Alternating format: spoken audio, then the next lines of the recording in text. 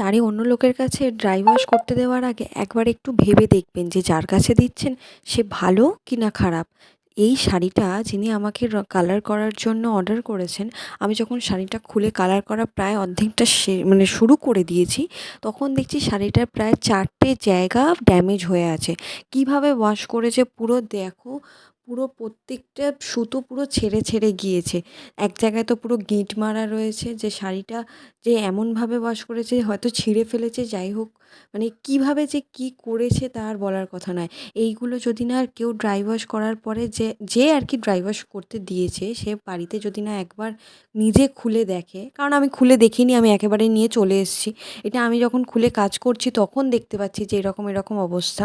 কিন্তু এইগুলো যদি মানে কেউ না দেখে তখন সম্পূর্ণ দোষ পড়বে আর্টিস্টের ওপর, যে আমি যার কাছে কাজটা করতে দিচ্ছি সেই হয়তো এরকম নষ্ট করে দিয়েছে। তাই কোনো প্রবলেমে পড়তে না হয় সেই কারণে এই ভিডিওটা করা। সবাই একটু শেয়ার করে দিও, সবাইকে জানিয়ে দিও।